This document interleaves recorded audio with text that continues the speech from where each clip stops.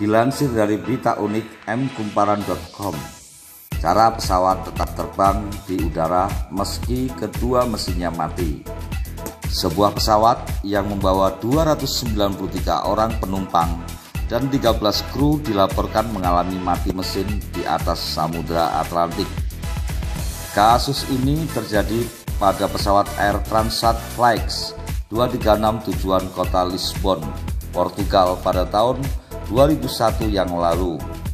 Dilaporkan Telegraph, pesawat tersebut mengalami kebocoran bahan bakar sesaat setelah lepas landas dari Toronto, Kanada.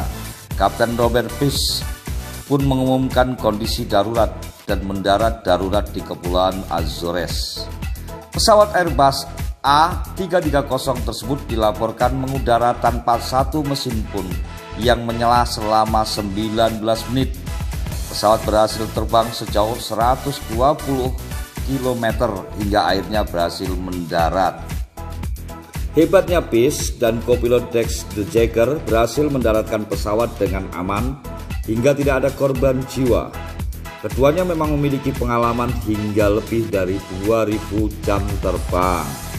Bagaimana pesawat tetap terbang meski tanpa mesin?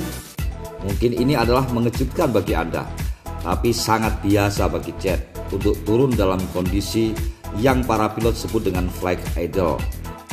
Dengan mesin yang perlahan kembali ke kondisi tanpa dorongan, kata Patrick Smith, pilot dan sekaligus penulis buku Cockpit Confidential, dikutip dari Telegraph, mesin masih bisa beroperasi dan memberikan tenaga pada sistem-sistem krusial, namun tidak memberikan dorongan.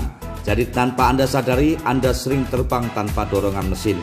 Hal ini terjadi nyaris pada setiap penerbangan, tambahnya. Smith menjelaskan, situasi tersebut mirip dengan kondisi mobil menuruni sebuah turunan dalam keadaan mati mesin dan tanpa rem tangan. Setiap pesawat memiliki rasio terbang yang berbeda. Artinya mereka akan kehilangan ketinggian dalam tingkat yang berbeda-beda. Hal ini mempengaruhi seberapa jauh pesawat bisa terbang tanpa dorongan mesin.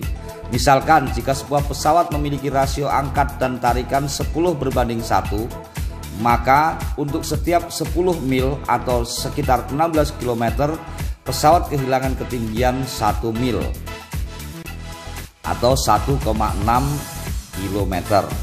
Pesawat biasanya terbang pada ketinggian 36.000 kaki atau sekitar 10 km. Jadi pesawat yang kehilangan kedua mesinnya masih bisa terbang sejauh 112 km sebelum sampai ke permukaan tanah. Smith berkata, kemungkinan pesawat kehilangan kedua mesinnya saat terbang sangat kecil. Salah satu penyebabnya adalah kehabisan bahan bakar, abu vulkanik yang masuk pada baling-baling, dan tabrakan dengan burung. Di beberapa kejadian tersebut, kru telah berhasil terbang tanpa dorongan hingga berhasil mendarat tanpa cedera maupun korban jiwa, tulis Smith.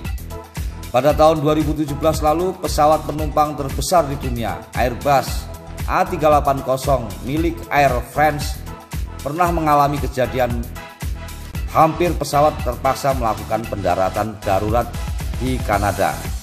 Namun kejadian paling terkenal dengan matinya mesin pesawat modern adalah Miracle on the Hudson pada Januari 2009.